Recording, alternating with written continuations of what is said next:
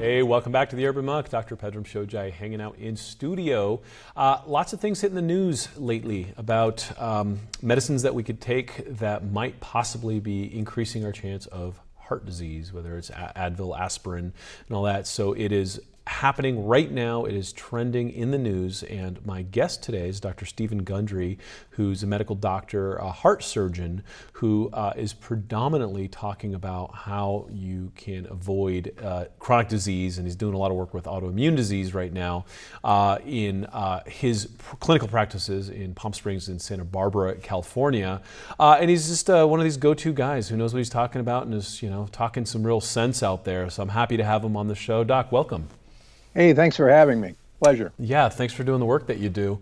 It's there's a lot of work to be done in heart surgery, but I think the bigger work is in preventing heart surgery, right? Yeah, I absolutely agree. That's why I pretty much I resigned as chairman and professor of cardiothoracic surgery at Loma Linda University 17 years ago, when I found that I could reverse people's heart disease by teaching them how to eat. And that was it was a bad day for me because you could make a lot of money as a heart surgeon and not so much in teaching people how to eat, but it was the best day that ever happened to me. Yeah. Because I can watch people take control of their health. Yeah, what an inconvenient pay cut, right? Doing the right thing. That's right.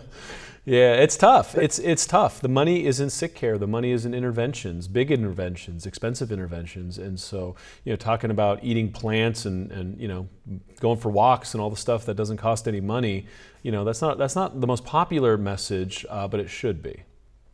Yeah, it's interesting. A few years ago, I was consulted by several businesses in the Michigan area, a very large city.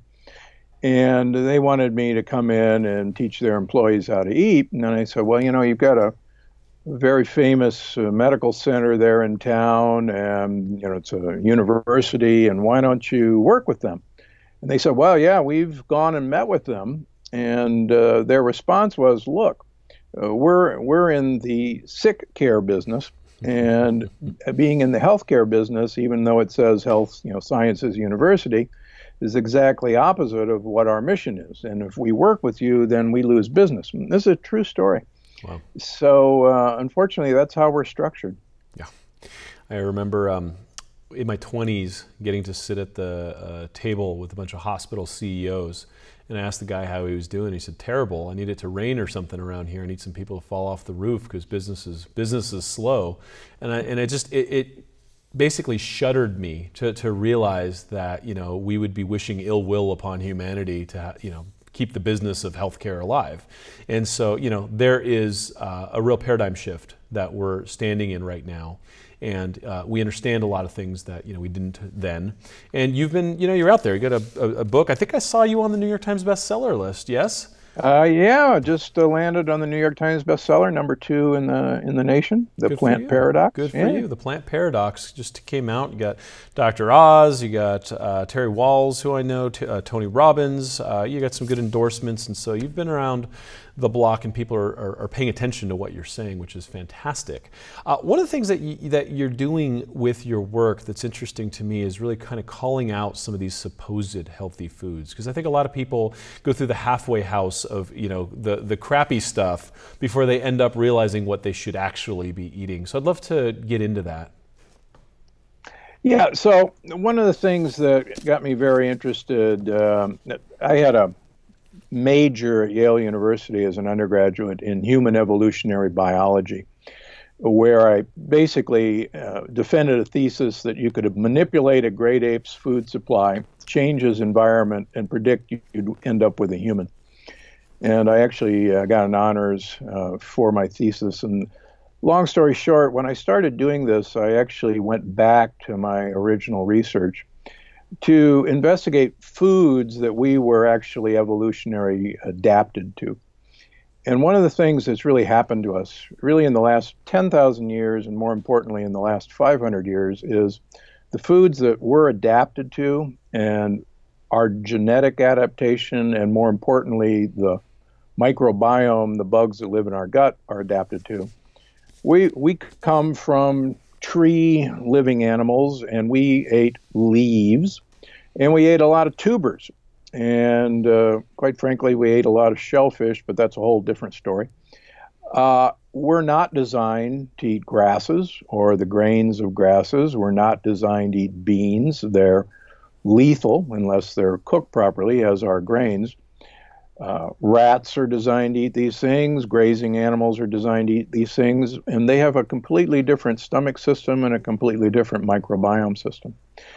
So what I found was that if we eliminate modern foods, many of which are considered healthy, that we can actually restore the functioning and communication between the gut and the rest of our cells.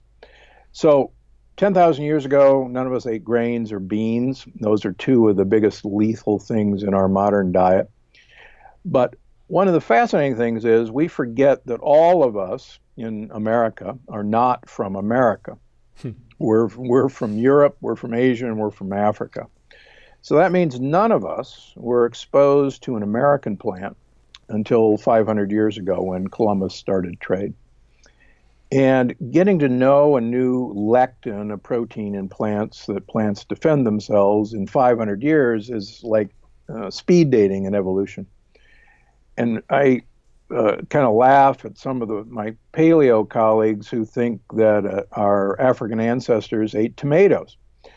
Tomatoes are an American nightshade, and none of us ate a tomato until 500 years ago.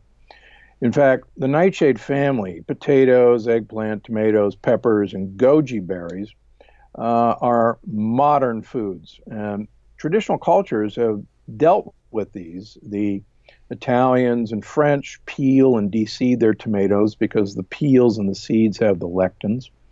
The Southwest American Indians actually roast their chilies, peel them, and then de-seed them before they grind them into chili powder or eat them as chilies. And one of the things I ask my patients to do is open a can of green chilies and look for the peels and seeds, and they'll notice they're gone because traditional cultures have known how to deal with the lectins in these plants. The squash family are American plants, cucumbers, zucchinis, pumpkins, and the peels and seeds have a lot of lectins. Sunflower seeds are a real mischief maker. They're an American plant. Pumpkin seeds are a mischief maker. Chia seeds. My good friend Lauren Cordain sent me a few papers a couple years ago showing that chia seeds promote inflammation in humans. And our perennial favorites, peanuts and cashews. These, of course, are not nuts. They're beans. They're in the legume family. And 94% of humans carry a preformed antibody to the lectins in peanuts. In fact, as a heart surgeon, one of the best ways to produce heart disease in a rhesus monkey, our cousin, is to give them peanut oil. And the lectin in the peanut oil causes heart disease. If you take the lectin out of the peanut oil and give the rhesus monkeys peanut oil without lectin, they don't get heart disease. And the other thing I like to get on my high horse about is whole grains. I know gluten is a big fad right now, and I take care of a lot of people who have celiac disease. But most people who think they are reacting to gluten are actually reacting to a much nastier lectin called wheat germ agglutinin, and it's abbreviated WGA. And the other best way to produce heart disease in an animal model is to give them wheat germ agglutinin. So wheat germ produces heart disease, and it's so healthy. And it's no wonder that for 10,000 years, we've been trying to make bread white, and only the poor people got the brown bread. And it's no wonder that 4 billion people who use rice as their staple go to the trouble of eating white rice, taking the hull off the brown rice. It's because traditionally we've been getting rid of the hulls on seeds, which contain most of the lectins. So that's what I do. So going back to, this is fascinating because it's, wrapping around this paleo argument with a lot more intelligence. So when When we started to realize this, so let's just say, the Hopi Indians start peeling their peppers and de-seeding them. How do they know this traditionally? I mean, it's getting passed down. Are they watching anecdotally? Are they watching for symptoms in people? Like, how's this passed down in that kind of lineage? Yeah, I think it was passed down in stories, and I think people noticed what was happening to them. For instance, 10,000 years ago at the dawn of agriculture, the average human stood 6 feet tall, men and women. And our brain was actually 15% bigger than it is today. And everybody says, well, wait a minute, we were little bitty people and now we're getting bigger. Well, in fact, that's not true from the skeletal evidence. What happened at the dawn of agriculture is that we shrunk about 1.5 feet in 2,000 years from eating grains and beans. And it's really only been in the last 100 years that we've had this tremendous growth spurt. In fact, traditional Asians, up until the last generation, have been very small because Asians traditionally eat a much higher plant-based diet than Western Europeans. And the plant compounds have actually stunted their growth. Interesting. Yeah. Rice, so white rice, brown rice, just being one of those in the family, but you're talking about plant compounds that are newer, the 500 years or newer ones, the lectins that we have less ability to process, or stuff that kind of crosses over into both? Yeah, it crosses over into both, but we've, the idea that, an Italian would eat whole wheat pasta is just, a travesty. They've been throwing the hull away for as long as they've been using wheat. Same way with the French. The French don't eat whole wheat baguettes. They eat white baguettes, and they don't eat whole wheat croissants. So they eat white bread croissants. And it's because I think cultures have figured out that when they eat like the whole grain or these other things, they feel worse. I mean, for instance, the Italians refused to eat peppers. I mean, not peppers, tomatoes for 200 years after their native son brought them back because they thought they were toxic, and they were actually right. They were right, yeah. And my mother's mother was French, and my grandmother taught my mother to always peel and de-seed tomatoes before she sliced them. And it actually wasn't until I went away to Yale that I ever had a sliced tomato with peels and seeds, and I thought it was the oddest thing I've ever seen. And by the time you're old enough to recognize that, who knows whether it's the bills you're worrying about, the the hangover from last weekend or whatever that's making you feel a little off, right? Right. It's subtle. Yeah, these are very subtle things. Although in my book I talk about a group of people who I call my canaries, who really minute exposure to lectin-containing compounds or foods sets them off, whether it's with asthma, whether it's with migraines. I'll give you a wonderful example of a lady who's in the book who's originally from Lima, Peru, and she moved to L.A. when she was 40 for a job. And she decided to continue to try to eat her traditional Peruvian diet, which contained a lot of quinoa. And she did. And she got really horrible IBS. And a friend of a friend sent her out to me in Palm Springs. And I started to talk to her about quinoa, about how the Incas had detoxification processes to get the lectins out of quinoa, how they fermented it. And her eyes got really wide, and she says, "Oh my gosh, my mother told me you can't eat quinoa without pressure cooking it first because it's so toxic." And I didn't believe her. I thought it was an old wives' tale. So when I came to LA, I've been eating quinoa just cooked. And my mother actually arrived 3 weeks ago and bought me a pressure cooker and said, "You stupid girl, didn't you learn anything?"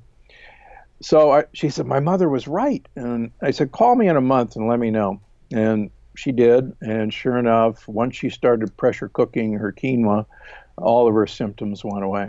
Amazing. Amazing. Yeah. It's, your book is called The Plant Paradox, which is perfect because, there's so much advice that we've been given about quinoa, amaranth, all these ancient grains. I mean, the older, the sexier, right? And so Yeah, you take the baby with the bathwater and you have no idea what's happening here. that's exactly right. You know, there are a couple of grains, speaking of ancient grains, almost all grains have hulls, and the hull actually contains the lectin. And it's the defense system of the plant to protect its babies from being eaten. And millet and sorghum don't have hulls. So in my book, if you're going to eat grains, millet and sorghum are your go-to grains. What about downstream, like white rice or something like that? Is white rice, Yeah, is it white clear? rice is correct. Right, white rice, if you're going to eat a traditional grain, it's by far the safest. But what I do is I ask people to get white basmati rice from India, and it's actually the highest resistant starch of the rices, and then cook it and then cool it, put it in the refrigerator, and then reheat it. And just the process of cooling it really activates the resistant starch of white rice even better. Interesting. Interesting. So you're having people have to unlearn a lot of things that they thought they knew, which is never an easy job.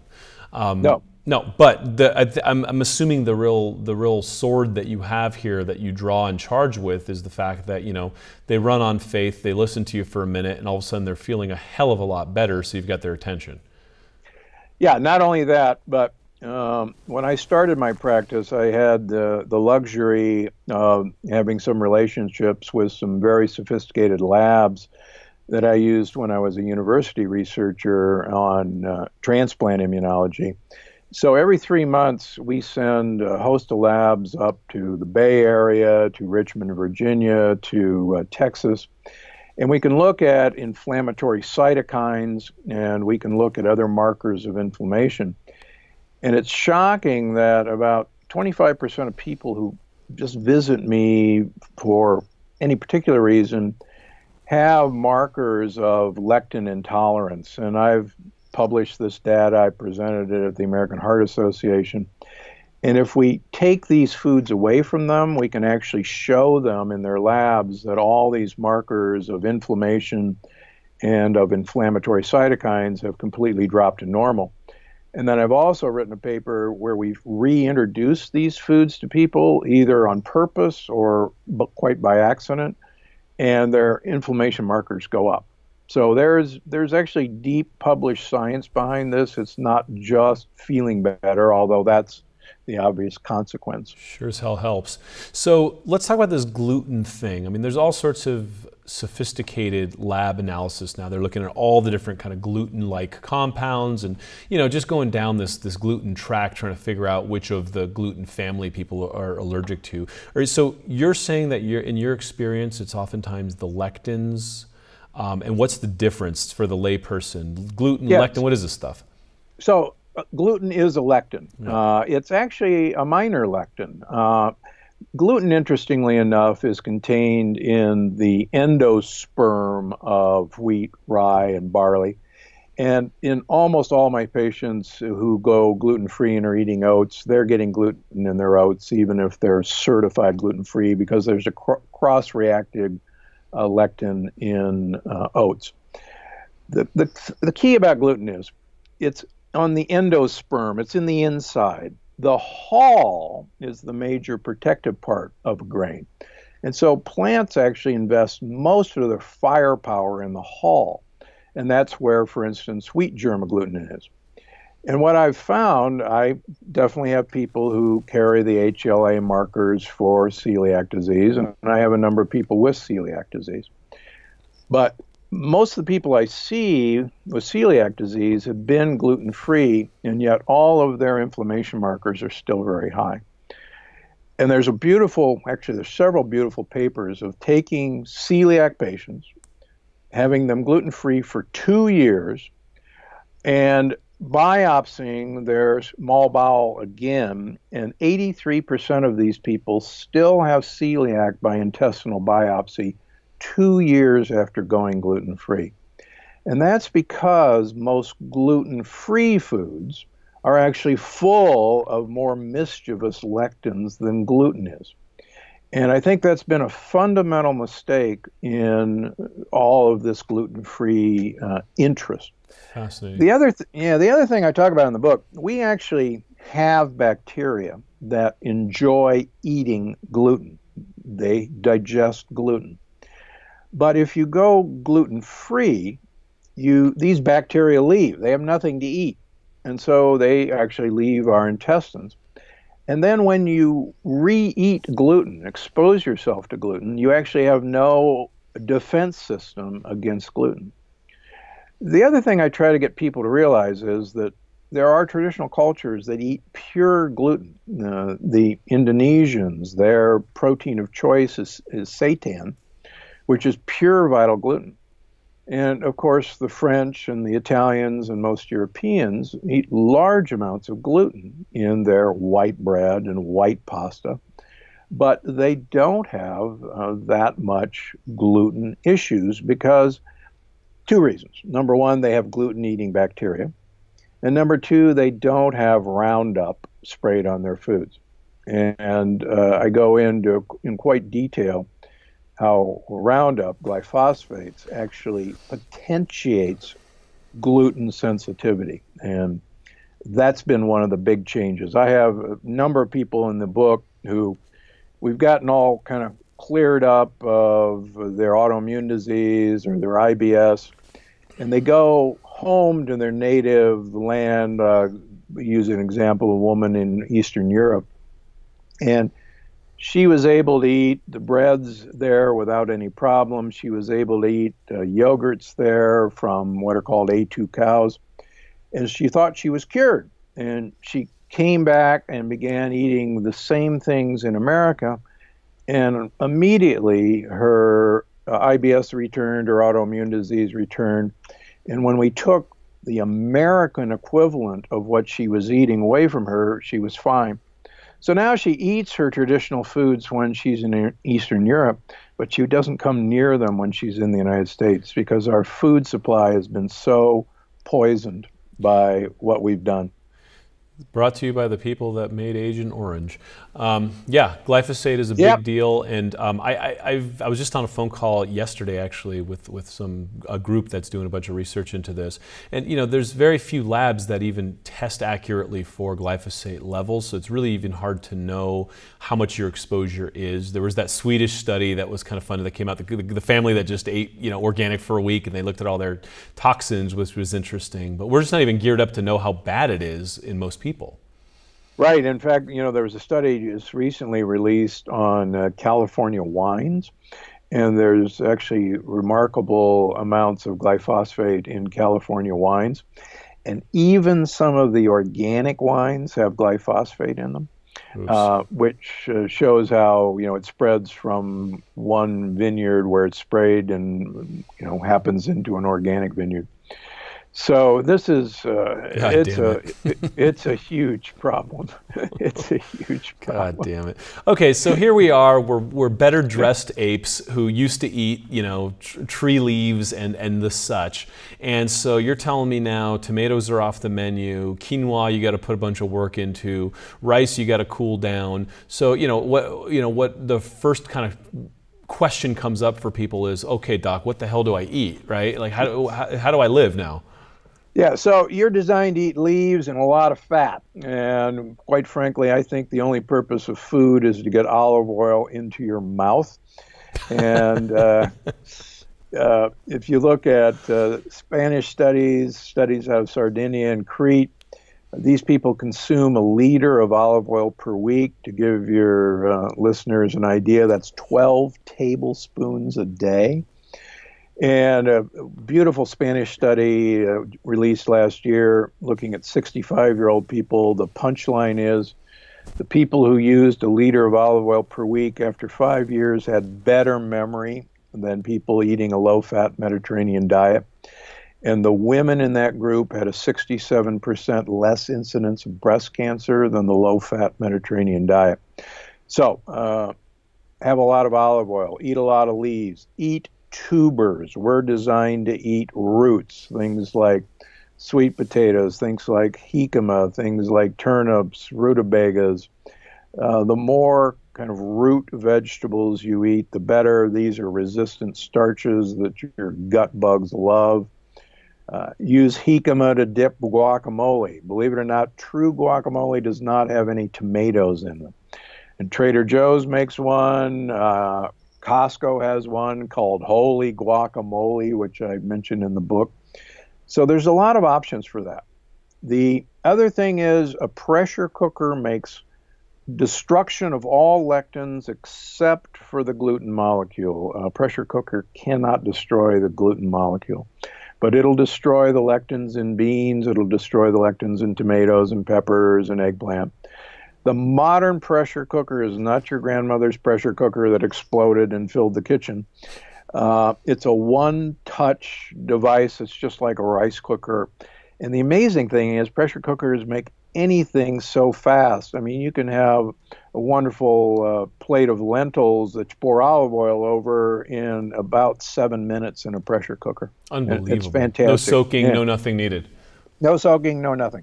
Bam, the lectins. So what happens with denatured, like destructed lectins? Is that a problem, or can we just assimilate it once they're broken up? Yeah, once they're broken down, lectins are very large proteins, and they normally actually are kept out of our system by our intact intestinal wall.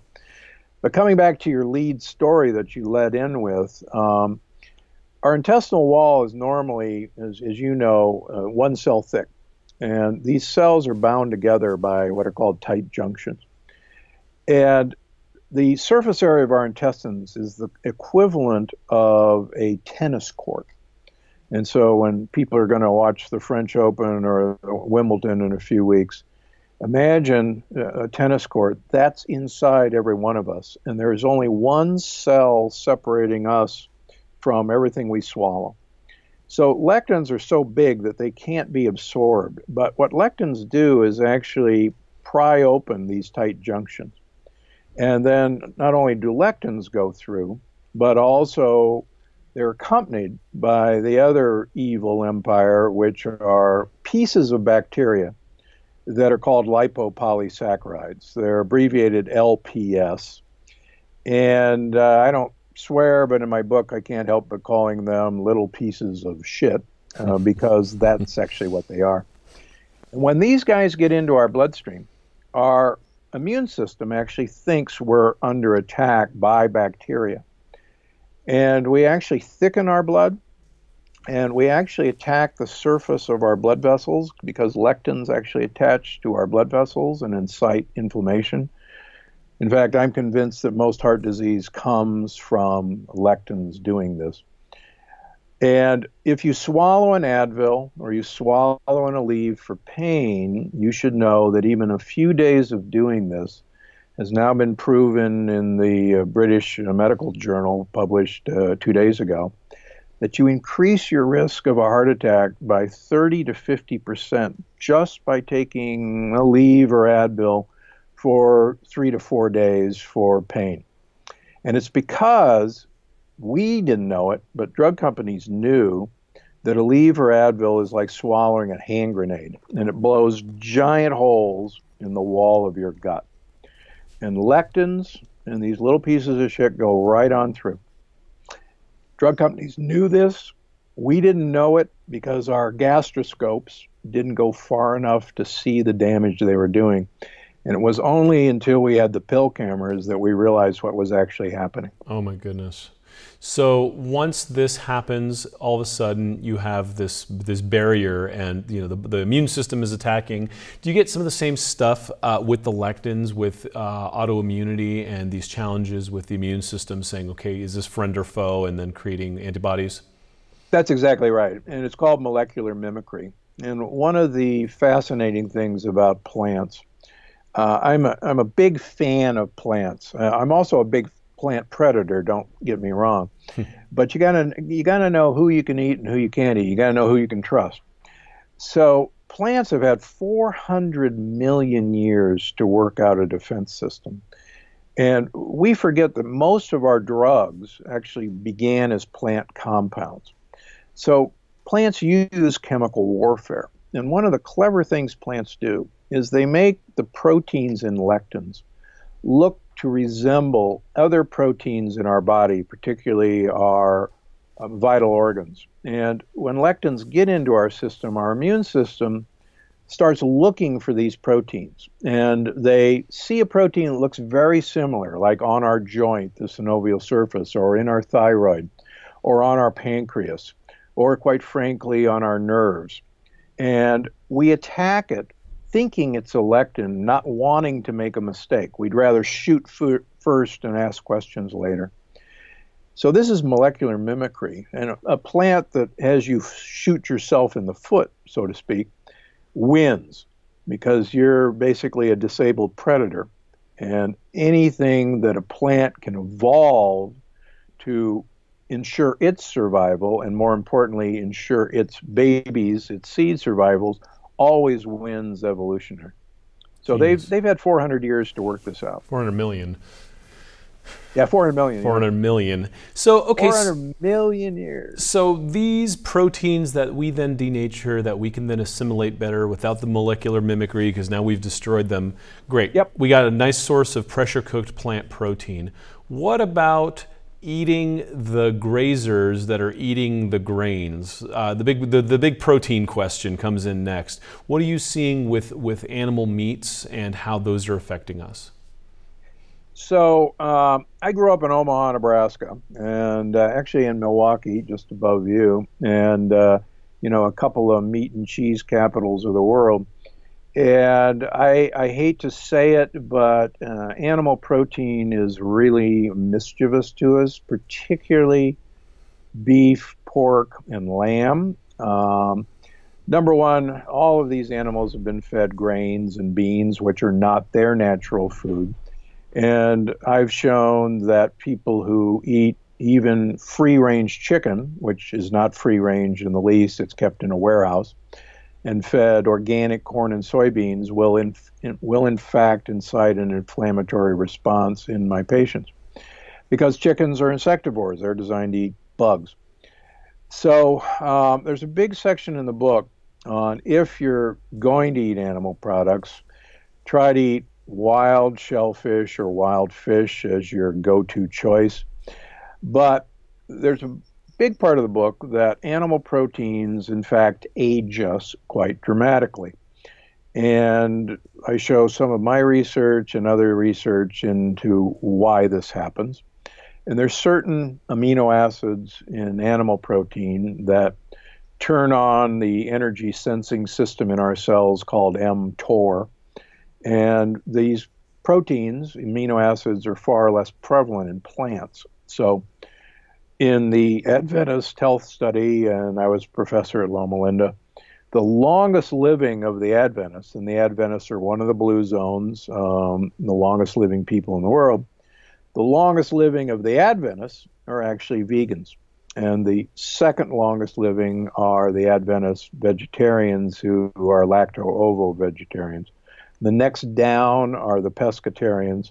And then there's the real cheating Adventists who eat chicken and beef, and they're farther down. So fascinating. It's unfortunately not good for you. Plus, in the book, people will learn about a sugar molecule in beef, pork, and lamb called Nu5GC that incites an autoimmune attack on our blood vessels. And it also incites cancer cells to protect themselves. And it's fascinating research. I was involved in it at Loma Linda in xenotransplantation, and my editor at HarperCollins allowed me to put it in the book because it's pretty scary stuff. Yeah, I'll say. So, okay, so then the question that kind of comes with that is, okay, what happens with food combining to get enough protein? There's all this kind of fuss about getting enough protein. I've spoken with many gorillas and chimpanzees. They don't have to worry about food combining. Gorillas eat 16 pounds of leaves every day.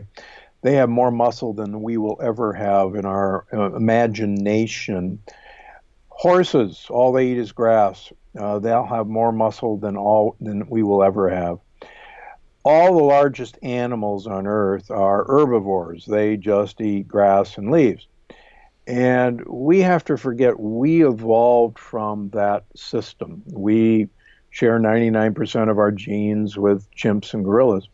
So we're at our fundamental, we're an herbivore. We're actually a leaf-eating herbivore.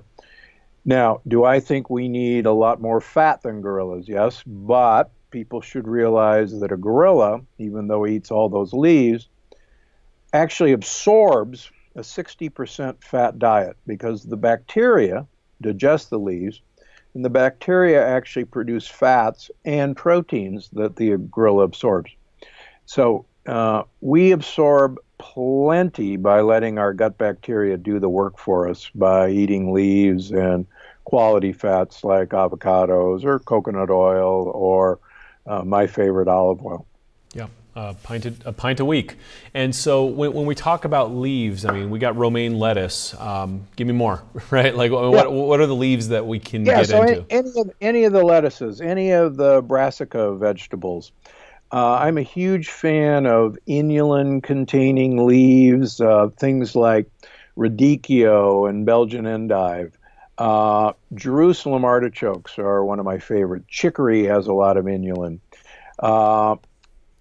Eat flowers. Broccoli and cauliflower are flowers. Eat artichokes. They're flowers. Eat shoots. Asparagus is a great plant to eat. All of these things we have been eating for millions of years in one form or another, and that's actually what our genes have been designed to interact with and what our gut microbiota have been designed to interact with. Raw versus cooked or steamed? Yeah, great question. So I've done raw food for 9 months and had fantastic health. Quite frankly, it's almost impossible to sustain long term. Even some of the best of the raw food chefs have reintroduced some cooked food into their diet just because it's so hard to sustain. One of the things we should realize that made us human is fire. Yeah. And there is some interesting evidence out of China that vegetarians who eat a large proportion of their vegetables raw have a higher incidence of Parkinson's disease than vegetarians who eat their food cooked. And that's because there's very good experimental evidence that lectins cause Parkinson's disease. So I think we have to have a balance between raw and cooked. And we do have to remember that cooking really enabled us to become the modern human with a smaller gut than a gorilla. Fair enough. And so what about nutrients? What about supplements? Is there anything that, you look at the modern diet and everyone's like, well, we don't have access to that crap anymore. The soil is dead, whatever. How do we supplement? Yeah, that's very true. One of the things that we have to realize is that our ancient ancestors ate and interacted with 250 different plant species on a rotating basis. And these plants were all in loam soil. There was 8 feet deep. They had their own microbiome in the soil. They had huge amounts of magnesium and trace minerals in the soil, and that's all gone. And even my organic patients, if you really think that you can duplicate 250 different plant species on a rotating basis, I've got oceanfront property here in Palm Springs to sell you. It can't be done. And I used to think supplements made expensive urine. I literally used to tell my patients that. But I can tell now from these blood tests whether someone is actually taking a supplement that will actually dilate their blood vessels or eliminate the stickiness on the inside of the blood vessels. I can tell if they've changed brands and they're flabbergasted. I'll go, you're not, did you change brands? Yeah, how'd you know? I said, well, because look, see, this is doing this now. So about last summer, I decided, after sending people to Costco and Trader Joe's, and please, you can go to those places, or Amazon, I decided to make my own line of supplements, and it's at Gundry MD. And I finally founded a company where I could control everything that goes in it. No one tells me what to do. And so the things that people need to get in their diet, supplement-wise, almost every human being is deficient in vitamin D, as in dog. Vitamin D, there's no such thing as vitamin D toxicity. There's very strong evidence that from my lab and other people's labs that most people with autoimmune disease have profound low levels of vitamin D. Often, bare minimum is 5,000 international units a day. I think everyone should have a vitamin D level of at least 70, preferably 100. I run mine at greater than 120. Most people with autoimmune disease are sitting in the 20s, 30s, and 40s. Secondly, we're profoundly deficient in fish oil.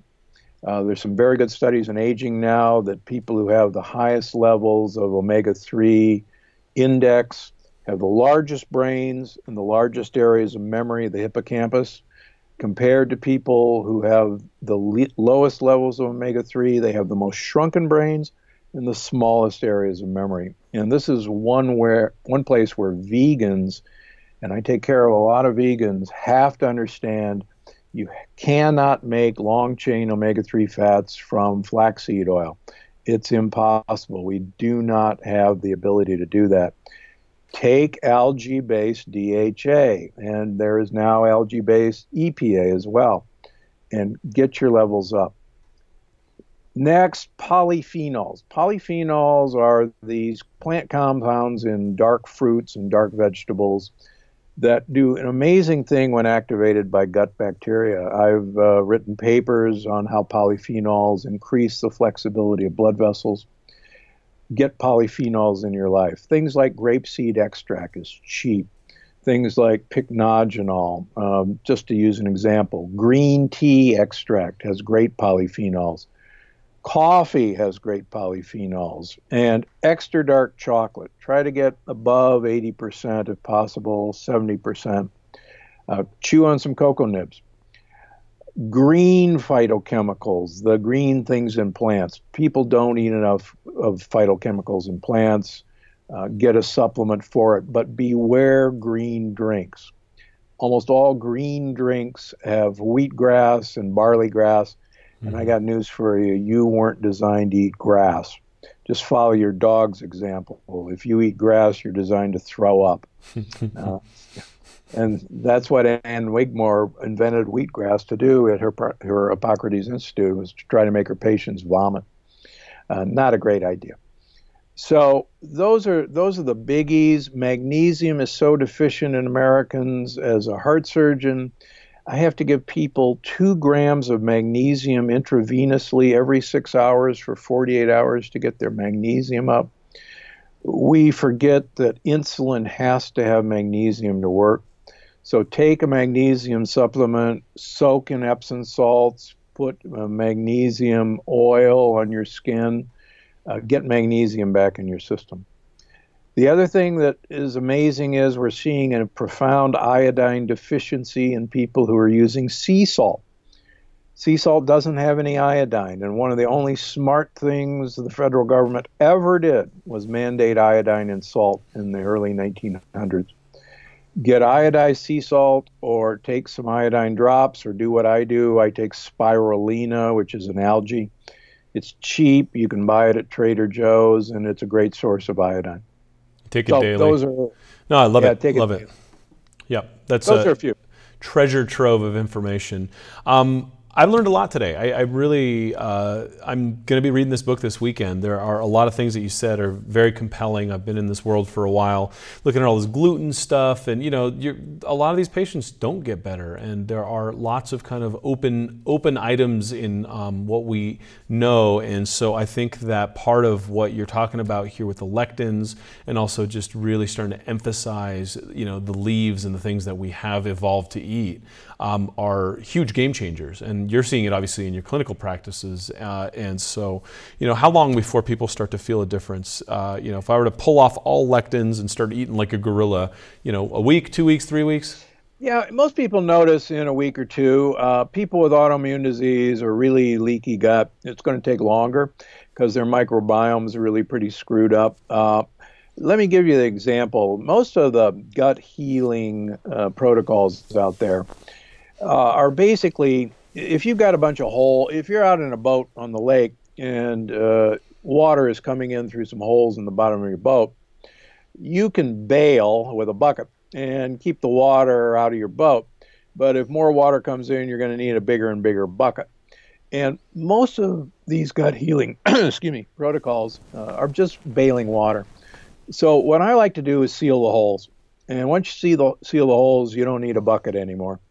And I'm convinced that things like lectins, things like NSAIDs are really the cause of these holes. And getting lectins out first and foremost allows you to heal yourself. Do you have a list of all the lectin, the high lectin foods in the book? Yep. There's a just say no list, and then there's a just say yes list. Love it. And then there's a list of the 7 deadly disruptors that have really let lectins on the loose in our body. And it's pretty fascinating what some of these are. Yep, I love it. The book is called The Plant Paradox, Dr. Stephen Gundry. Only about an hour and a half away from me out in the desert here in California. I am out there now and again, and one of these times I'm going to come pay you a visit. I'm going to read the book first because there's a lot of things in here that I need to know, and a couple things that just immediately come to mind with my wife and my mother-in-law who are having some issues. And my mother-in-law has been gluten-free for a while, and she's still not resolved, and so it's like, okay, hold on. Yeah, that's many of the people are exactly who I see. They don't understand, they're gluten-free and stuff are still happening. Yep. Thank you for doing the work that you do. Thank you for not doing heart surgery and going the harder road and playing the educator. It's a big transition for someone who put in that kind of work. So I commend you on the honorable decision that you made to be able to help more people this way. Oh, thanks a lot, and pleasure. I enjoy your work as well, and please stop by and see me. Will do. I'll be paying you a visit. Let me know what you think. Get the book, read the book. I'm going to read the book this weekend, and I'm going to start making some changes. I'll report back to you. Let's do this together. It's Dr. Pedram Shojai, the Urban Monk. I will see you next time.